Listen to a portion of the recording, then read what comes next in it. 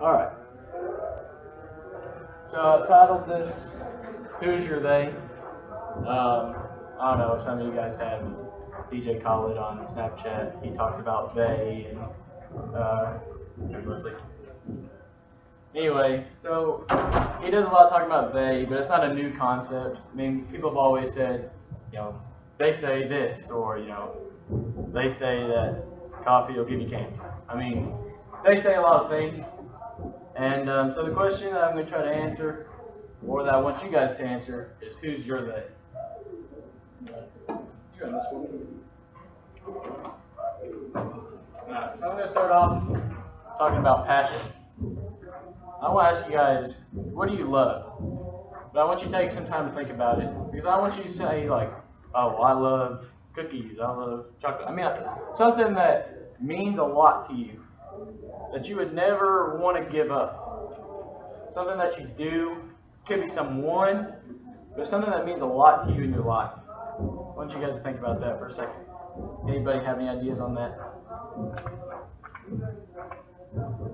Anybody have anything that they can think of off the top of their head that they just really love and couldn't imagine themselves giving up?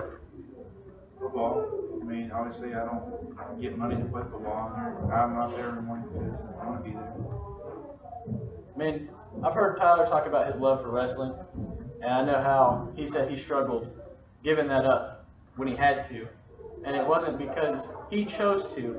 It was something that, he had injuries, circumstances that made him give it up. But for me, my passion and what I love is football. So I'm going to talk to you a little bit about my story. I played football all growing up. I've always loved it. It's always been there for me. I could be having bad days at school. I could have stuff going on. When I was a kid, I feel like, you always see the worst of things. So, maybe I thought I was having a terrible week, or I thought my parents didn't like me or something, which is completely not true. But as a kid, you have those days where you're like, oh, Dad hates me, or Mom hates me. But football was always there. And football's never told me that it didn't like me. Football's never given me a reason not to like it. So I love football. I played growing up. I got into junior high. I thought it was a given. I took for granted that I was going to play. I always had, growing up. And I always thought I was one of the better players. In junior high, I never stepped on the field. 8th, 9th grade, never stepped on the field. My coaches told me that I needed to give it up. They said, you're better off in band. I wasn't even in the band. Can't play an instrument. But they told me these things. And they told me I was never going to play. They told me that I wasn't going to make it to high school. Nonetheless, college. I get to high school. Sophomore, junior year. Never really played. My coaches told me, you're not going to play varsity. They told me this. They told me I wasn't going to play varsity. They told me I was a scout team player. They told me that, and I began to believe it. I began to think, maybe they're right. First verse is talking a little bit about struggling with confidence. Is Psalm 73, 2 through 3. And it says here, but as for me, my feet had almost slipped. I had nearly lost my foothold, for I envied the arrogant when I saw the prosperity of the wicked. I saw these guys on my team that I knew were doing things wrong. They were out partying, drinking, stuff that I had grown up knowing not to do, yet they get what I love. I love football. I love playing the game. They get to do it, and I don't, yet I'm living the life. Lord, I'm living the life that you want me to live, but I'm not getting what I think I want, or what I think I deserve. Now, we all know God is perfect, and He always does what you need, maybe not what you think you need. All right, so let's go to the next one. So this question, who are they? Are they your coaches? Are they your teammates? Friends? Is it bigger? Is it Satan? Some people even try to blame God, and we know that's wrong. But I would venture to say, unless everyone in this room, I'm talking to the choir, and you're all perfect, you've questioned God. You've said, why, like Job, why have you let this happen to me? I've done everything right. Or at least as far as I know, I haven't messed up. We've all messed up. But, we at least think, or we should think, that we're living a straight and narrow life. And we think, God, these people have what I want. You know I want it. I pray to you every night. I say, Lord, I want this. I'm working for this. I've earned this because I follow you. But following the Lord is completely different than getting what you want on earth. The next verse, Psalm 86, 14, for those who are following along. See if I can find it on here. Arrogant foes are attacking me, O God. Ruthless people are trying to kill me. They have no regard for you. These people who come after you, the they we're talking about here, they're arrogant. They're coming after you. They're saying you can't do something. They're all tools of Satan. Now, I'm not saying that all these people are the devil. But what I am saying is Satan's using them, and they may be good people, but he's using them in your life to make you think. Because if you're thinking about God doing you wrong, you're not thinking about how great God is and what you can be doing for Him. And you're thinking about a lot of things that, quite honestly, you shouldn't be thinking about. You're thinking, well, if that's how I get what I want, if partying and drinking and doing everything wrong is how I get what I want, how much do I love God? How much do I love, in my case, football? What's more important to me? And I had to make the decision that God was more important. But a lot of people don't make that decision. You have to know God is more important than anything. But these passions, our loves, we can't take that away. I will never not love football. I will always love it. And it's hard for me to humble myself in it. And I'm sure everybody has something. It's hard to always put God first when you're thinking about where you want to be. Whether it's your career or your school, where you want to be, and God gets left in the background somewhere. Let's go to the next one. So the question is, who are you? And I have this question here. What attitude do you bring to school, work, sports, your relationships with others, your relationship with God? What attitude do you bring? I'll be honest. Who was I? I had a bad attitude. I wasn't drinking and partying. And, I love listening to people's stories who, I hate that it happened to them, but they went down a path and came back because it just shows how great God is. My story's not like that. I didn't fall off to come back. I did my best. I stayed on it. But I struggled with that.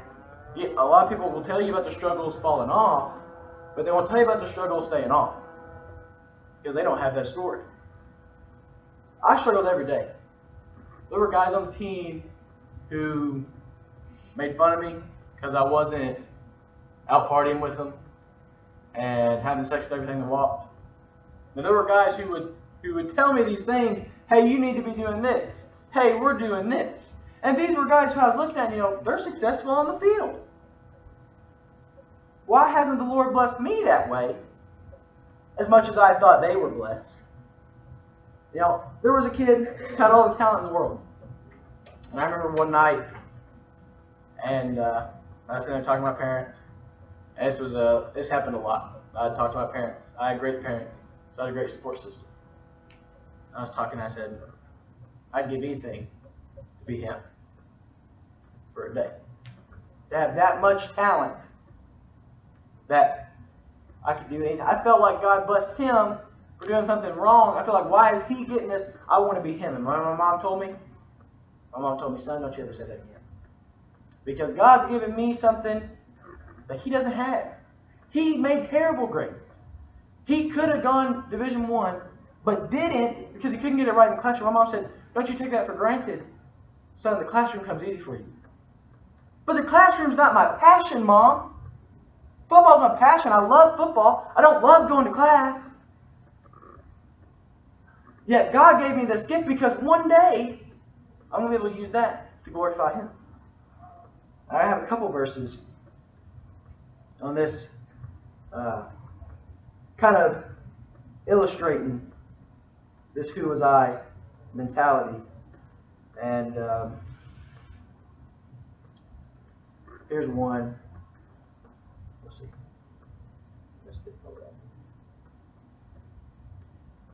Psalm 88, 3 through 5. I'm overwhelmed with troubles, and my life draws near to death. I'm counted among those who go down to the pit. I'm like one without strength. I am set apart with the dead, like the slain who lie in the grave, whom you remember no more, who are cut off from your care. You know, I felt like that God had forgotten about me. You know, I'd been overlooked. I was doing things right. God overlooked me. Somehow, I felt like I deserved something that I probably didn't deserve. Just because I felt I was doing the right things, I felt that I deserved something. And I thought that God had overlooked me. And that's not true. But here's the question. This is something I always think about when I want to know that why. Why is this happening to me? Are you already defeated? I was defeated. I felt defeated. I felt like there was nothing I could do. Even when I got to my senior year and I was playing, I knew I wanted to go play in college, and stuff wasn't working out. And I started to see, or what I thought I saw, was I wasn't going to get to pursue my dream because I was defeated. Satan won that battle at that point in my life. And I'm willing to say it. I wasn't Satan's kid. I wasn't out doing all the things that evil and wrongdoers do. But that battle, that part of my life, Satan won. And that's such a big part of my life because football was my passion. It was my love. He had me beat down. I had the wrong attitude going to practice. Quite possibly, I was walking around defeated. Who wants to serve a God where all of His children are defeated? We walk around every day in defeat. We walk around with our heads down. You know, sorry. We walk around and people see this and they go, why would I want to serve that God? He doesn't have what He wants. And they don't know that you don't have what you want unless you tell them, you know, man, this ain't working out for me. Or, man, I don't like this. I don't like that. If you would hold your head up and act like, you know what? Yeah, I've had stuff go against me. But I'm a child of God, and I have that going for me. And it's a great feeling. Don't let Satan take your joy away. He took my joy away. I went to practice every day, played the game that I love, but the joy was gone. Think about something you guys do. Wesley, you love making your music. Am I correct? What if something happened, and I'm sure you've had people tell you that it wasn't going to work out. Everybody faces that struggle. Everybody is going to be told that something that's not going to happen for them. If Wesley got to the point where, yeah, he loves making music, but the joy's gone. He doesn't do his songs, he doesn't produce his music with the same joy that he used to. I wasn't playing with the same joy.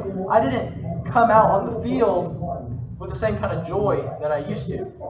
And I think people saw that. I know my parents saw that. I felt it. I don't know if you could call it depression, but that's probably as close I've ever been to football-related things when your joy's gone. And that's the work of Satan. That has nothing to do with God. So my question I wrote on this card, what use are we in God's kingdom if we're defeated? What can you do to satisfy God, to help His kingdom, if you're already defeated? You know, I think we're all great men in here. I think we all have something that the Lord sees and says, I want to use Him here in my kingdom. But we have to trust that. We can't already come into it defeated. So, who can help? Obviously, That question's pretty simple. But who do you turn to when you feel there's no hope? Do you automatically turn to God? Or are there earthly things you turn to when you feel there's no hope? Do you have friends you turn to? I'm not saying you don't need to talk to your friends about stuff. But is that what you're relying on? Because friends can hurt you.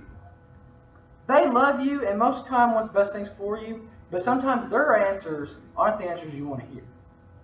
And I'm not saying God always gives you the answer you want to hear either, but you know and you can take it to the bank that His answer is the right answer because of who He is. And I wrote this, and I talked about it a little bit before. Helpless versus hopeless. In short, I don't think we can be hopeless if God is our Savior. I think there's always hope. But we can be helpless. You can be in situations where you can't find help, where you feel like all's lost. But you've always got hope. The Lord's always the light at the end of the tunnel. And I wrote this verse down. It's an important one to me. If you've seen me play football or seen me even here, I wear a nasal strip. And one time I wrote Psalms 118:6 on it. It meant something to me personally, but because of what I was going through. But then also, I was hoping to motivate others around me. The Lord is on my side. I will not fear. What can man do unto me? If the Lord's on your side, we have nothing to fear. If you've heard the song Victory in Jesus, we've already won. We've already won. We just have to act like it. Satan's been defeated, not us. We already won. But we act like we lost. And I think that's a problem facing today. As Christians, we walk around acting defeated, and we let things happen because we feel like there's nothing we can do about it. When, in actuality, we have the strongest power in the universe on our side. If God's on our side, mortals, men, they can't do anything to you. And last here, at the end, is who should we be? Who should we be? And I have a verse. 2 Corinthians 12:10. That is why, for Christ's sake, I delight in weaknesses, in insults, in hardships, in persecutions, in difficulties, for when I am weak, then I am strong. And I'm not perfect when it comes to this. I still struggle daily with the same stuff I struggled with in high school, with football and feeling insignificant or confidence issues. But that's who you got to be. You got to be that guy who delights in it. I try to say, I had this chip on my shoulder because all these people told me that I couldn't do what I wanted to do, so I come in with a chip on my shoulder.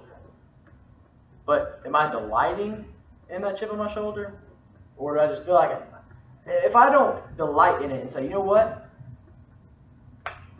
I'm okay with that. I'm okay with what happened. I'm willing to put it aside. I'm going to find my joy. I'm going to delight in that. I'm going to use it for good. Or am I just going to say, you know what? You guys said I couldn't do it. Here I am. I'm going to go show you how to do it. And leave God out of it. Because you can't do both. If you want to be the guy who, haters going to hate, and you're going to leave God out of it, then you're not going to have the joy. You're going to always be unsatisfied. I'm not saying to be content. But you're never going to be satisfied, you're never going to be happy, because you're always saying, I got someone else to prove wrong. You don't have to prove everybody wrong, because some people can't be proven wrong, because they won't accept it. They won't accept that they're wrong. All the people who told me, you know what, you're not going to play college football. I go up to them, look where I am now. How much playing time you get? I'm not playing special teams. Oh, well, so you're not really playing. Those people, you can't make them happy. They're people. And I'm not telling you all this to say people don't matter and just stay isolated in your room, do you? And don't talk to anybody, but people don't matter. Your relationship with the Lord matters. Relationships on earth matter, but everything we do, relationships on earth, sports, school, our work in the future, should bring us closer to God. Because in the end, that's what matters. So, what should our life reflect? It should reflect God. It should reflect that joy. You know, when I put this together, I was trying to think of the theme, if it was going to be encouragement, or if it was going to, what it was going to be. I want it to be encouraging, but I also want you guys to know, like, I know somebody in here. I mean, unless, like I said, unless everybody's perfect, I know you've dealt with this. God, why me? I know you've asked yourself that, because I know all of you are really good men, and good men ask that question because good men don't always get what they think they deserve on earth because of Satan. It's not because of God. God doesn't want you to have a terrible life on earth. Satan does. Because Satan can turn your terrible life on earth into you doubting God, and he can pull you away. If you think about it like this, a lot of people like say, heaven is a door, hell's a door, temptation's a door, heaven's a door. Temptation's like a person. You know, I can move away from temptation and head towards the door. Or I can start off right here. I'm close to heaven. I'm away from temptation. But Reagan, come here. If I don't do anything to get closer, temptation will come closer. If I stay still and I'm complacent, Reagan's my temptation, he will come closer. Temptation can come closer to you. So I'm saying all that to say, we have to be joyful in what we're doing, so we don't let the temptations of, the God, why me, the doubt, we can't let that creep in. Because if anything creates a barrier between us and God, then we can't do our work that God has us set for in the kingdom, and we might allow temptation to creep up on us. And it's, like I said, I've heard stories about people who had fallen off and how hard it was to get back. I don't want that kind of story, because I would like to stay on the path the whole time, because that's the easiest way, in my opinion, because I've heard the stories. But if I let stuff creep in, like I said earlier, these guys are doing this, and they're getting this. Can't let that creep in, because then the next time somebody asks, hey, do you want to come do this? It's a lot easier to say yes. So the last thing was just closing thoughts. If anybody had anything that they wanted to share, maybe something, if they're going through something, you don't have to say it out loud. If you want to, we're all brothers here, everybody knows that. If you don't want to say it aloud, then you can always talk to me. You can always talk to Reed and Wesley, not just because it's their job, because they love you. I know Reagan will listen to you. Honestly, I can say that about everybody in here. They'll listen to anything they got to say. So thank you guys.